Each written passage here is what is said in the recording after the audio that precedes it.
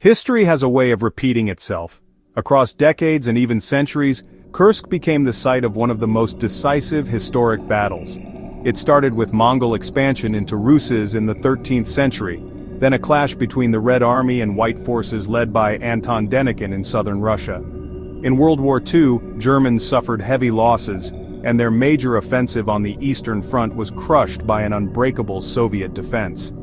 Today, the battlefield echoes with a different conflict, as Ukraine's high-stakes incursion into Kursk, once seen as a bold counterstrike, now faces mounting setbacks. What was meant to be a show of strength is turning into a war of attrition, with Russian defenses holding firm, supply lines straining, and the element of surprise fading. Is this the moment where Ukraine's offensive momentum collapses just like Germany's did in 1943?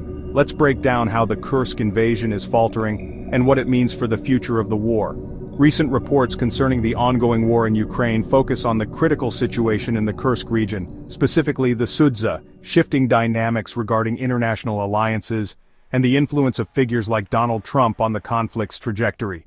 Key themes include the encirclement of Ukrainian forces in Kursk, potential Russian strategic objectives, the West's narrative regarding security guarantees, and growing anxieties within Europe related to power vacuums and defense capabilities. Encirclement and potential surrender. Multiple sources highlight the dire situation for Ukrainian troops in the Kursk-Sudzha region. One source claims 1,000 Ukrainian soldiers surrender in the Kursk region. Russia has completely encircled the group. One video references reports indicating between 4,700 and 6,300 Ukrainian soldiers are encircled. This source further states that only a small percentage might survive a breakout attempt. In that case, only 15 to 20% of Ukrainian soldiers have a chance of successfully completing this mission. The rest will most likely be eliminated if they attempt such a breakthrough. Supply lines severed. Russian forces have reportedly cut off or severely hampered Ukrainian supply routes into the Sudzha salient. One source explains how Russian forces were able to physically cut it off. The alternative supply route became inaccessible to the Ukrainian armed forces. They are now completely surrounded in Sudzha. Some reports suggest Ukrainian soldiers are engaging in negotiations with Russian units for surrender. Reports indicate that isolated groups of AFU soldiers along the line of contact, acting independently and without reporting to Ukrainian command, have begun negotiations with Russian units on surrender. The Russian military is advancing from many sides, controlling key villages and closing in on the city of Sudzha. One source critiques the initial Ukrainian incursion into the Kursk region, characterizing it as a strategic and political miscalculation. This was a blunder from the beginning, just like the Battle of Bakhmut, just like the spring-summer counteroffensive. This was the third and the last big blunder that they've made. Analysts suggest the Ukrainians will either be encircled or attempt to break through under heavy artillery and drone fire. The purpose of Ukraine staying in Kursk has changed over time, from a military strategic move to force Russia to divert their troops from the Donbass front over to Kursk, just to alleviate the pressure in Donbass, to a political move to trade Kursk for Donbass.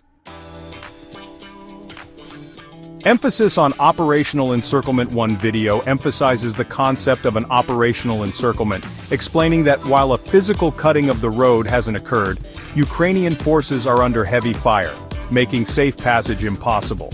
It is an operational encirclement because there is no longer a safe way out of the Kursk region for the Ukrainian forces. They can only leave under the heavy fire of drones and artillery. Emphasis on operational encirclement.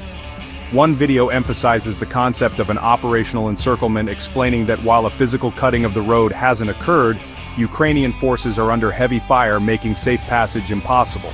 It is an operational encirclement because there is no longer a safe way out of the Kursk region for the Ukrainian forces. They can only leave under the heavy fire of drones and artillery. Focus on Donbass. One source suggests a deliberate Russian strategy of containing Ukrainian forces in Kursk, while concentrating resources on gains in the Donbass region. This highlights a calculated decision by Russia to prioritize strategic objectives.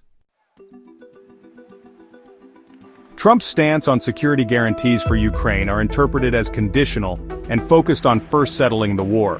Before I even think about that, I want to settle the war, get it finished. As far as the question about security later, that's the easy part. The hard part is getting it settled.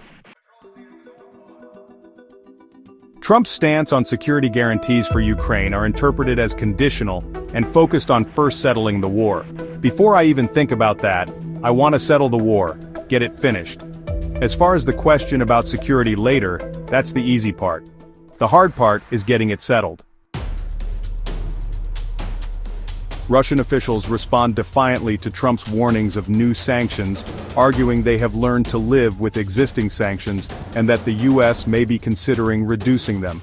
In terms of new sanctions, we have faced so many sanctions already, and they have not stopped us from realizing our goals, Zakharova declared. Potential US troop pullout from Europe. Other European countries are scared because Donald Trump has come to power and he's threatening to take the United States out of Europe. Peacekeeping mission parameters. Russia insists on defining the parameters of any peacekeeping mission in Ukraine and coordinating with participating countries, ruling out NATO participation but open to forces from neutral countries like China. Fear of each other, not Russia. One source argues that European nations are driven by a growing fear of each other rather than a genuine fear of Russian aggression, particularly in the context of a potential US withdrawal from Europe. One source argues that European nations are driven by a growing fear of each other rather than a genuine fear of Russian aggression, particularly in the context of a potential US withdrawal from Europe. Reports of Poland seeking access to nuclear weapons and building a 500,000-strong army reflect growing concerns about regional security and power dynamics within Europe. Poland will look at gaining access to nuclear weapons and also ensure that every man undergoes military training as part of an effort to build a 500,000-strong army to face off the threat from Russia. The land is constantly being fought over and traded between the Russian and Ukrainian armed forces. The Russians are advancing from many sides, controlling key villages, and closing in on the city of Sudzha. The situation in Ukraine, particularly around the Sudzha salient, presents a complex and precarious scenario. The potential encirclement of Ukrainian forces represents a significant setback. The shifting geopolitical landscape influenced by figures like Donald Trump and growing anxieties within Europe adds further uncertainty to the conflict's trajectory. The pursuit of security guarantees and potential shifts in military capabilities highlight a reshaping of regional power dynamics.